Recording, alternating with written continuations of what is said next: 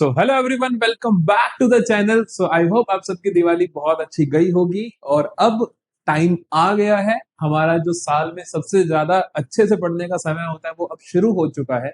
आपने सभी त्योहार बहुत अच्छे से मना लिए हैं। अब कोई भी आने वाला त्योहार है भी नहीं कोई बड़ा, और आए तो हमने उसको भाई साहब बाय बाय बोल देनी है दूर से ही। तो अब से हमें बिल्कुल अच्छे से पढ़ाई शुरू करनी है और बिल्कुल बिना रुके आपको हमारे चैनल पे रोजाना लेक्चर्स मिलते रहेंगे। कोई भी दिन ब्रेक नहीं मिलेगा। सारा का सारा सिलेबस हम मिड नवंबर या मैक्सिमम नवंबर एंड तक खत्म करने वाले हैं। तो बिल्कुल चिंता नहीं करनी है, सारे का सारा सिलेबस आपको इस चैनल के साथ साथ करना है। एक एक लेक्चर को ध्यान से सुनना है, सारे के सारे क्वेश्चन आपने प्रैक्टिस करने हैं, चाहे 11th इकोनॉमिक्स हो, चाहे बिजनेस स्टडीज हो, चाहे अकाउंट्स हो, सब कुछ आपको हम यहाँ पर कवर करवा रहे हैं। अगर तुम नए हो चैनल पे तो जल्दी से चैनल को सब्सक्राइब कर लो, और तुम्हें किसी भी चैप्टर के अगर नोट्स चाहिए तो हमारे डिस्कशन ग्रुप को ज्वाइन करो, सॉरी टेलीग्राम ग्रुप को ज्वाइन करो। वहां पे आपको सभी चैप्टर के नोट्स मिल जाएंगे जो हमने आपको specially hand written kind of notes है, मतलब उनको हमने हैंड रिटन थे फिर उसको हमने प्रिंट करवा के आपको वो सारे के सारे वहां पे दे रखे हैं। तो आप आराम से सारे के सारे नोट्स वहां जाके एक्सेस कर सकते हो। तो आज शुरू करेंगे हम डेप्रिसिएशन का पार्ट नंबर 3। दो पार्ट्स ऑलरेडी डेप्रिसिएशन के तुम्हें मिल चुके हैं। पहले पार्ट में हमने इसका बेसिक मतलब समझा था, क्या कहानी होती है डेप्रिसिएशन। दूसरे पार्ट में हमने इसकी अकाउंटिंग शुरू कर दी थी और हमने देखा था स्ट्रेट लाइन मेथड में मशीनरी अकाउंट और डेप्रिसिएशन अकाउंट कैसे बनते हैं। आज की क्लास में हम करेंगे कि जब एसेट को बेचा जाता है तब क्या होता है, सेल ऑफ एसेट किस तरीके से काम करती है, सेल में भी प्रॉफिट होगा या लॉस होगा उसकी अकाउंटिंग किस तरीके से करते हैं, आज हम अच्छे से सीखेंगे। सो आज का टॉपिक क्या है मेरा, straight line method with sale of asset. क्योंकि हमें सेल ऑफ एसेट सीखनी है, स्ट्रेट लाइन मेथड में अलग से सीखनी है और रिटर्न डाउन वैल्यू में अलग से सीखेंगे हम। तो आज हम स्ट्रेट लाइन मेथड सीखेंगे। तो सेल या जब डिस्पोजल किया जाता है एसेट का तो क्या कहानी होती है, बहुत छोटे से एग्जांपल से समझते हैं हम लोग। मान लो मैं कहता हूं आप लोगों को कि 2021 में एक मशीन खरीदता हूं मैं ₹1,00,000 की। ठीक है बेटा, हमने क्या करी 2021 में ₹1,00,000 की मशीन खरीदी। अब depreciation SLM straight line method की जो डेप्रिसिएशन होती है वो कैसे लगती है सर, हर साल सेम लगती है। मान लो मैं कहता हूँ 10% पर एनम है। ठीक है, मैं कहता हूँ आपने एक मशीन खरीदी 2021 की शुरुआत में, मतलब 1 अप्रैल 2021 को 1,00,000 की खरीदी। स्ट्रेट लाइन मेथड के हिसाब से 10% पर एनम का डेप्रिसिएशन है और तुम उस मशीन को बेच देते हो, सोल्ड एट ₹90,000 ऑन 31 मार्च 2023। 31 मार्च 2023 को तुमने वो मशीन बेच दी, कितने की, 90,000 की बेच दी। सबसे पहले तो आपको मैं यहाँ पे सिखाने वाला हूं कि किस तरीके से तुम प्रॉफिट या लॉस कैलकुलेट करोगे। आराम से देखो, जो मशीन तुमने 1 अप्रैल 2021 को 1,00,000 की खरीदी, पहले तो आप उसकी वैल्यू निकालोगे 31 मार्च 2023 तक उसकी वैल्यू है कितनी मेरी बुक्स में। जो मुझे अभी वैल्यू पता है वो तो साल की शुरुआत में है जब मैंने खरीदी थी। क्या 31 मार्च 2023 तक भी इसकी वैल्यू 1,00,000 रही होगी? नहीं। वो कैसे निकालोगे आप, हर साल का डेप्रिसिएशन माइनस करके। देखो निकाल के देखें सर, 1 अप्रैल 2021 के बाद 31 मार्च 2022 आएगा, फिर 31 मार्च 2023 आएगा, है ना। जब ये आएगा तो हम क्या करेंगे, इसमें 1 साल का डेप्रिसिएशन लगाएंगे जो कि मेरा बन जाएगा 10,000 का, राइट। 1,00,000 का 10% 10,000 बना, मेरी वैल्यू क्या होगी मशीन की 2022 में, 90,000। और 2023 तक आते आते मैं 10,000 और डेप्रिशिएट कर दूंगा, तो मेरी मशीन की वैल्यू 31 मार्च 2023 को कितनी होगी बेटा, 80,000 होगी। यहां तक समझ आती है। तो मेरी मशीन की वैल्यू कितनी है 31 मार्च 2023 को, 80,000। बेची कितने की मैंने सर, 90,000 की बेची। अगर बेटा आपने 80 वाली चीज 90 की बेची तो प्रॉफिट हुआ या लॉस हुआ? सर प्रॉफिट हुआ। जब भी मशीन बेची जाती है या फिक्स्ड एसेट बेची जाती है तो उसमें जो फायदा होता है उसको तुम प्रॉफिट नहीं बोलते, गेन बोलते हो। तो यहाँ पे गेन ऑन सेल कितना आ जाएगा, गेन ऑन सेल कितना आ जाएगा, गेन ऑन सेल आ जाएगा तुम्हारे पास 10,000। कैसे निकाला तुमने सर, हमने क्या करा, 90,000 माइनस 80,000 करा। अब जल्दी से इन टर्म्स का नाम पता होना चाहिए तुम्हें, टेक्निकल टर्म्स तो पता होनी चाहिए क्या होती है।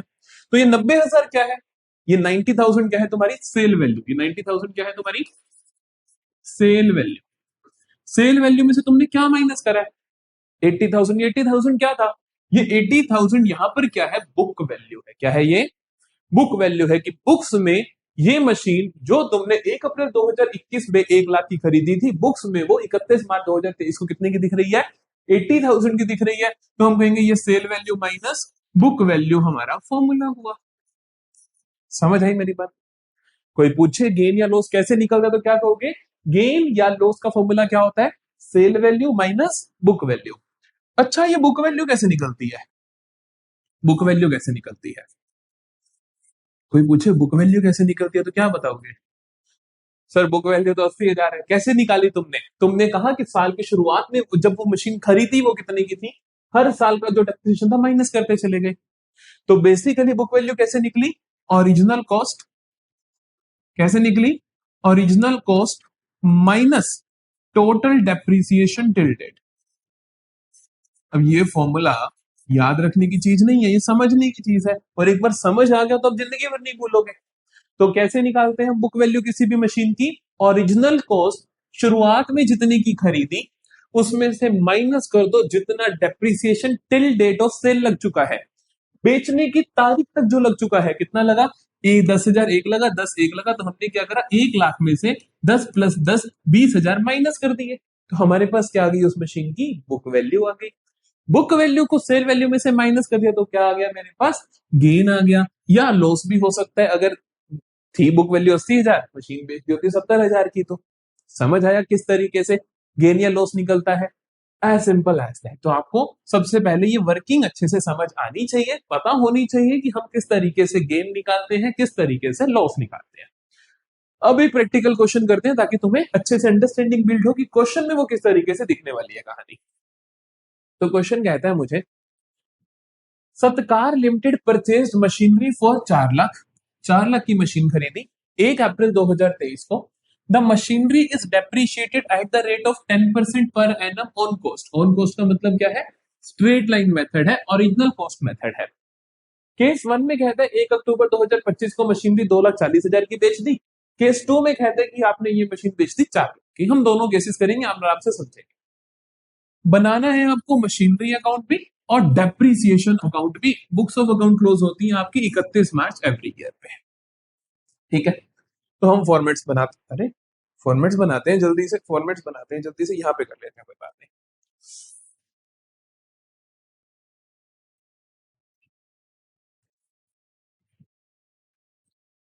ठीक है, 1 मिनट। चलो यहाँ पे करते हैं, यहाँ पे हम बनाते हैं मशीनरी अकाउंट भी और हम बनाते हैं डेप्रिसिएशन अकाउंट भी।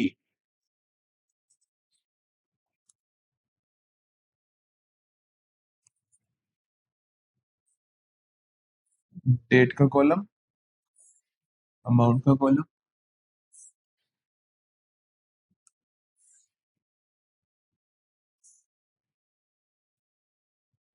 एक और बनाते हैं, ये डेप्रिसिएशन बनाते हैं।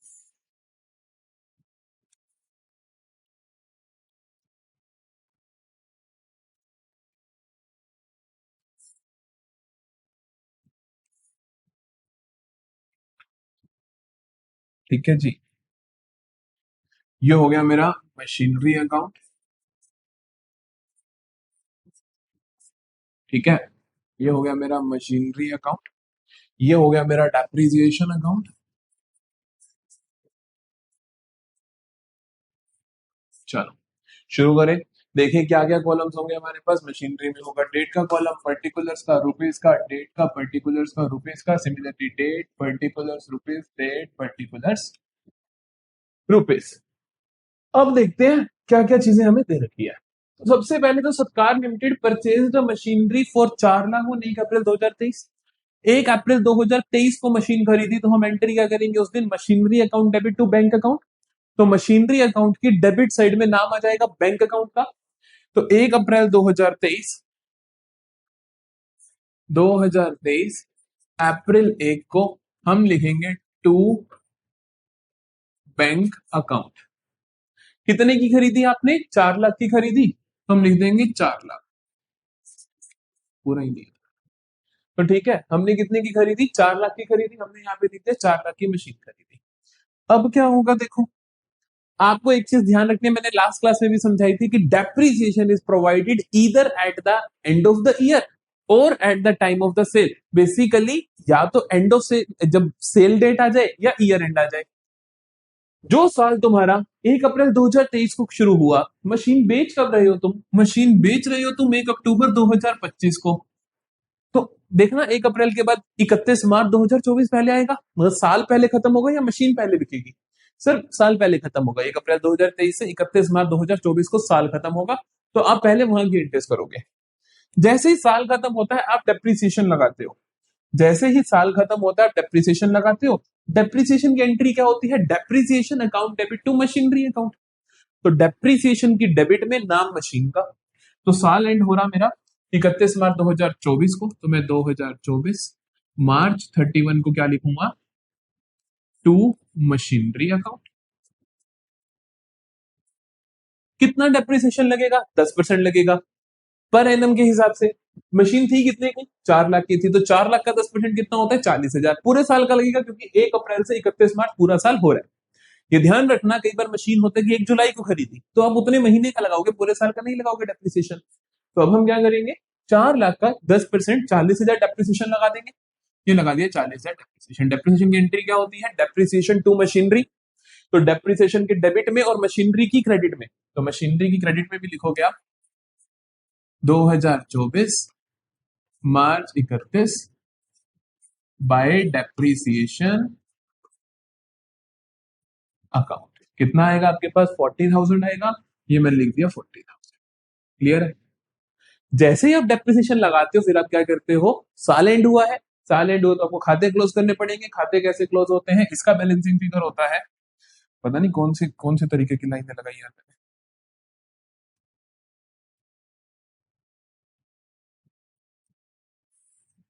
ये लो जी, थोड़ा बैंक का हमने हमने अमाउंट के कॉलम की जगह दे दी। कहाँ पे थे हम? हमें साल एंड करना है। साल एंड करेंगे तो जो मशीनरी का बैलेंसिंग फिगर होता है वो बाय बैलेंस कैरी डाउन होता है। तो ये मेरे को करना है, ये देखो 4 लाख का 4 लाख बनेगा। ठीक है, यहां भी 4 लाख बनेगा। जो बैलेंसिंग फिगर होगा उसका नाम क्या होता है? By balance carry down. 4 lakh में से 40,000 गए तो कितना आ जाएगा? 3,60,000। सॉर्टेड है। जो भी बैलेंस शीट होता है वो अगले साल का बीडी बनता है। तो 2024 अप्रैल 1 टू बैलेंस ब्रॉट डाउन। कितना बीडी करोगे? जो आपने सीडी करा था 3,60,000। बोलो यहां तक कोई दिक्कत? डेप्रिसिएशन को क्लोज करें। डेप्रिसिएशन का बैलेंसिंग फिगर क्या होता है? फिर डेप्रिसिएशन का बैलेंसिंग फिगर होता है 2024 मार्च 31 by profit and loss account.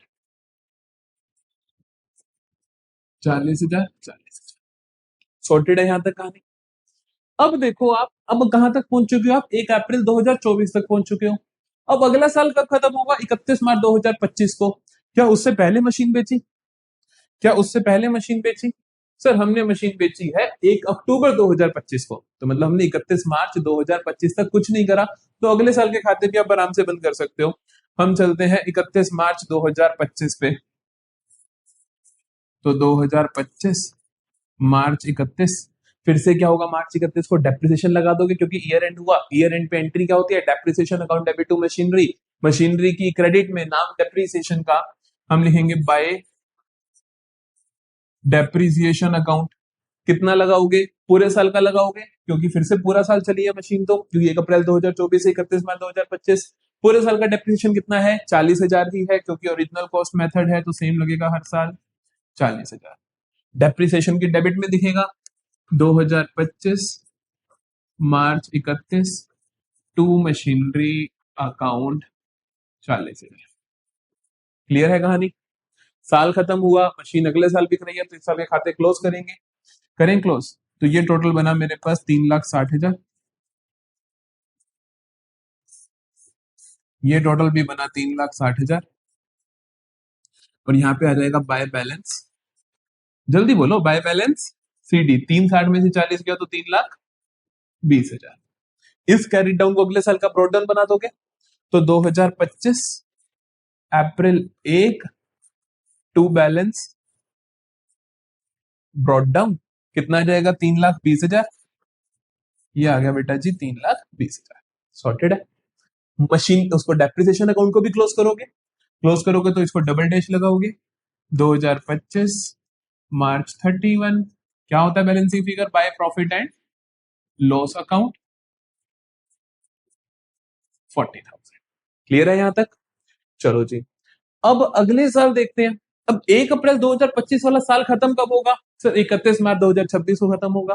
क्या मशीन उससे पहले बेची है? हाँ जी, मशीन पहले बेची है। कब बेची है मशीन तुमने? 1 अक्टूबर 2025 को। तो डेप्रिसिएशन कब लगता है? साल एंड हो जाए या फिर आपने क्या कर दिया हो, मशीन को बेच दिया हो। तो जब आपने मशीन बेच दी तो उस दिन आप डेप्रिसिएशन लगाओगे। वो दिन कौन सा है? 1 अक्टूबर। तो अब हम क्या करेंगे? अब हम क्या करेंगे, 1 अक्टूबर तक का डेप्रिसिएशन लगाएंगे। तो 1 अक्टूबर तक का लगाते हैं, 2025 अक्टूबर 1। अच्छा, डेप्रिसिएशन की एंट्री तुम्हें पता ही है, depreciation account debit to machinery होती है। लेकिन कितना लगेगा? क्या पूरे साल का लगेगा? नहीं लगना चाहिए, पूरे साल का 40,000 है। लेकिन 1 अक्टूबर को अगर मशीन बेची तो कितना समय हुआ? अप्रैल मई जून जुलाई अगस्त सितंबर, 6 महीने हुए। 6 महीने का मतलब आधा डेप्रिसिएशन लगेगा। 40,000 पूरे साल का है तो 6 महीने का कितना होगा? 20,000। तो डेप्रिसिएशन कितना लगेगा? 20,000। एंट्री क्या होगी? Depreciation account debit to machinery account 20,000। किस तारीख पे? 1 अक्टूबर 2025 पे। 1 अक्टूबर 2025 को एंट्री होगी डेप्रिसिएशन टू मशीनरी। तो डेप्रिसिएशन की डेबिट में, मशीनरी की क्रेडिट में। तो डेप्रिसिएशन की डेबिट में 2025 अक्टूबर 1 को depreciation account debit to machinery account. लेकिन अमाउंट कितना आएगा इस बार? 20,000 आएगा। तो हम डेप्रिसिएशन की डेबिट में लिखते हैं टू मशीनरी अकाउंट। कितना आ जाएगा? 20,000। और मशीनरी की क्रेडिट में नाम आ जाएगा बाय डेप्रिसिएशन का 1 अक्टूबर को। तो 2025 अक्टूबर 1 को बाय डेप्रिसिएशन अकाउंट। कितना अमाउंट आएगा यहाँ पे जी? 20,000 आएगा। चलो, यहां तक कहानी क्लियर है? पहले आपको ये देख लो, ठीक है? यहां तक कोई प्रॉब्लम नहीं होनी चाहिए। जिस दिन तुम मशीनरी सेल कर रहे हो वहां उस दिन तक का तुम डेप्रिसिएशन लगा दोगे। डेप्रिसिएशन अकाउंट का अब आगे काम नहीं है क्योंकि आप इस मशीन को बेच ही दोगे। तो डेप्रिसिएशन अकाउंट को आप यहाँ पे आराम से क्लोज करके छोड़ सकते हो। लेकिन जो ये चीज ध्यान रखना है कि डेप्रिसिएशन का जो P&L अकाउंट बैलेंसिंग फिगर आता है वो साल की आखिरी डेट पे आता है। 1 अक्टूबर को नहीं जाएगा, वो 31 मार्च 2026 में जाएगा। इस चीज का ध्यान रखना है। 2026 मार्च 31 by profit and loss account. क्योंकि बेटा क्या आता है अपना फाइनल अकाउंट्स में, फाइनल अकाउंट बनते हैं साल के एंड में। इस चीज का ध्यान रखना है। ये बैलेंसिंग फिगर ट्रांसफर किस तारीख पे होगा? 2026 मार्च 31 पे। अच्छा, इसको देखते हैं, मशीनरी को बेचना कैसे है। मशीनरी को बेचा कैसे जाता है? देखो, जब तुम मशीन को बेचते हो तो तुम एंट्री पता क्या करते हो? एंट्री करते हो बैंक अकाउंट डेबिट। बड़ी सीधी सी बात है कि बैंक में पैसे आएंगे। कितने की बेच रहे हो? 2,40,000 की बेच रहे हो। कितने की बेच रहे हो? 2,40,000 आएंगे खाते में। आज की डेट में मशीनरी है कितने की? सर मशीनरी हमने साल की शुरुआत में 4 लाख की खरीदी थी, फिर ये कम हो गया 360 की बच गई, फिर ये कम हो गया 320 की बच गई, अब 20,000 का डेप्रिसिएशन और लग गया तो बेसिकली ये 3 लाख की बची है। नहीं समझे? ये मशीन 2025 की शुरुआत में कितने की थी? 3,20,000 की थी। अब 20,000 का डेप्रिसिएशन लग चुका है तो मशीनरी की बुक वैल्यू कितनी है जिस दिन तुमने बेचा 1 अक्टूबर को? तो 3,20,000 माइनस 20,000 दैट इज 3 लाख रुपए। 3 लाख वाली मशीन तुमने कितने में बेची है जल्दी बताओ? 3 लाख वाली मशीन तुमने कितने में बेची है जल्दी बताओ? सर 2,40,000 में बेची है ना? 240 में बेची है। तो bank account debit to machinery account. मैं जनरल एंट्री सिखा रहा हूं आपको। जनरल एंट्री में मशीनरी कम कितने से होगी? 3 लाख से ही होगी क्योंकि 3 लाख की मशीन रिड्यूस हुई है। 60,000 का क्या है आपका लॉस? जो लॉस होता है उसको क्या लिखते हो? Loss on sale of asset account debit. कितना है? 60 का। समझ आई जनरल एंट्री? जल्दी बताओ। अब इसको तुम एज इट इज पोस्ट कर दो वहां पर, एज इट इज पोस्ट कर दो। क्या करोगे? मशीनरी क्रेडिट हो रही है तो मशीनरी की क्रेडिट में नाम आएगा बैंक का और लॉस का। कितना? 240 और 360। ठीक है, तो मशीनरी की क्रेडिट में नाम आ जाएगा 1 अक्टूबर को ही बाय बैंक अकाउंट। कितने की बेची? 2,40,000 की। और बाय लॉस ऑन सेल। कितना आया था? 60,000। ठीक है, अगर तुम ये 60,000 का फिगर ना निकालो तब भी कोई चिंता नहीं है, ऑटोमेटिकली बैलेंसिंग फिगर के रूप में ये काम कर जाएगा। बताऊं कैसे? ये देखो, ये 3 लाख बना, ये 3 लाख बना। सुपोज करो तुमने ये फिगर लिखा ही नहीं था, तुमने ये लिखा ही नहीं था, तब भी तुम्हें पता है कि सर टोटल तो 3 बनना ही है। सर 3 लाख या 320 टोटल है ना, 320 है तो 320 बनेगा।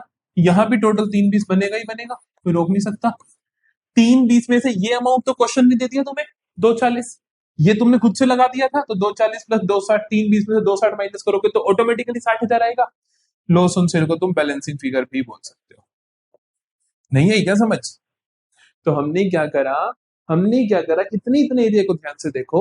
हमने पहले जिस दिन मशीन को बेचा उस दिन हमने डेप्रिसिएशन लगा दी, फिर हमने कहा जितने की बिक गई बाय बैंक अकाउंट लिख दिया 240। फिर जो बैलेंसिंग फिगर है वो लॉस या गेन, अगर इधर आया तो लॉस, अगर इधर आता तो गेन होता। ठीक है, ये केस अच्छे से समझ आता है? Take a screenshot. इसी के अंदर मैं हल्का सा एडिट कर देता हूं दूसरा केस। यहां पे आपको क्या कहता है, देखो दूसरे केस में कहते हैं मशीनरी वो सोल्ड फॉर 4 लाख। मशीनरी कितने की बेची बेटा? 4 लाख की बेची। अब देखिए क्या होगा, मैं बिना एंट्री पास करे तुम्हें सिखा रहा हूं कि ट्रीटमेंट कैसे करना है। 4 लाख की बेची मशीन, तुम्हें पता है क्या करना है? सिर्फ इतना सा काम करना है। देखो तुम्हें कितना काम करना है, देखो डेप्रिसिएशन तो लगना ही लगना है, उसमें तो कोई दो राय ही नहीं है। डेप्रिसिएशन तो लगना ही लगना है, उसमें कोई दो राय नहीं है।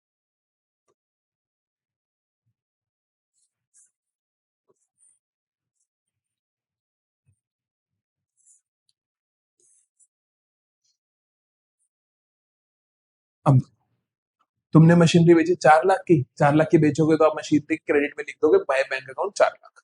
ठीक है, क्योंकि बैंक में पैसे आ रहे होंगे तो आप लिख दोगे बाय बैंक अकाउंट 4 लाख। नहीं समझे?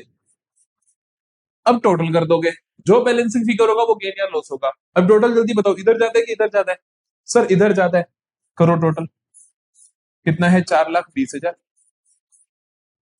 इधर भी कितना है? 4,20,000। यहां पे जरूरत पड़ रही है बैलेंसिंग फिगर की, क्योंकि यहाँ पे कम है टोटल। 3 20 है, 4 20 करना 1 लाख, तो ये क्या है? आपका गेन है। तो आप यहाँ पे क्या लिखोगे? अक्टूबर 1 को टू गेन ऑन सेल कितना है? समझ आ गई मेरी बात? कि गेन या लॉस अगर तुम ना निकालो तब भी चल जाता है, क्योंकि वो बैलेंसिंग फिगर के रूप में काम करता है। वैसे भी समझो, 320 की मशीन थी, 20 का डेप्रिसिएशन लग गया, बची कितने की? 3 लाख की, 3 वाली बेच दी 4 लाख की, तो 1 लाख का प्रॉफिट ही तो होगा। That's it. अकाउंट भी वही काम कर रहे हैं जो हम सोच रहे हैं, तो अकाउंट कुछ अलग तो चल नहीं रहा। तो इस तरीके से होगा। प्रॉफिट वाला केस, पिछला केस था लॉस वाला केस, तो क्वेश्चन कुछ भी आ जाए, यहां तक का सारा प्रोसेस सेम है, चाहे वो गेन का केस हो चाहे वो लॉस का केस हो। प्रोसेस आगे का भी सेम है, बाय बैंक अकाउंट लिख देना है। बैलेंसिंग फिगर अगर इधर आ गया तो लॉस, बैलेंसिंग फिगर अगर इधर आ गया तो gain. As simple as that. तो यहां पे हमारी क्लास खत्म होती है आज की, कि सेल ऑफ फिक्स्ड एसेट जब स्ट्रेट लाइन मेथड हो, और जहां पर आपको अमाउंट, वो कुछ बड़ी बात नहीं कि आपको सेल ऑफ एसेट कुछ भी, कोई भी तारीख हो, कोई भी डेट हो, कोई भी अमाउंट हो, फर्क नहीं पड़ेगा। स्ट्रेट लाइन मेथड के केस में एसेट को हम इस तरीके से बेचते हैं। समझ आया? ध्यान क्या रखना है आपको, कि डेप्रीसिएशन जो है वो प्रोवाइड किया जाता है eight the end of the year, या फिर जिस दिन तुम सेल ऑफ एसेट कर रहे हो, एसेट को बेच रहे हो उस दिन। कि हम एंड ऑफ द ईयर पे करते चले गए, लेकिन पता चला कि ये तो बीच में बेच दी, तो फिर हमने यहाँ पर 1 अक्टूबर को ही लगाया। और ये भी ध्यान रखना है कि डेप्रिसिएशन लगेगा कितना, जितने समय के लिए आप मशीनरी को रख रहे हो अपने पास। कि तुमने 1 अक्टूबर को बेची तो 6 महीने का डेप्रिसिएशन ही लगाना है, उससे ज्यादा का नहीं लगाना। क्लियर है यहां तक कहानी? तो यहां पर हम आज की क्लास को एंड करते हैं। मिलेंगे नेक्स्ट लेक्चर में स्ट्रेट लाइन मेथड के ही डेप्रिसिएशन वाला क्वेश्चन ही, सेल ऑफ एसेट वाला क्वेश्चन ही, मल्टीपल मशीनरी के साथ जिसमें 2 या 3 मशीनरी होंगी, तो उसको किस तरीके से करना है, वो थोड़ा लेंथी क्वेश्चन बनता है, उसको हम अच्छे से समझेंगे अगली क्लास में। तब तक के लिए आप अच्छे से पढ़ाई करते रहो और बिल्कुल सीरियस हो जाओ पढ़ाई के मामले में, क्योंकि अब पेपर बहुत नजदीक है।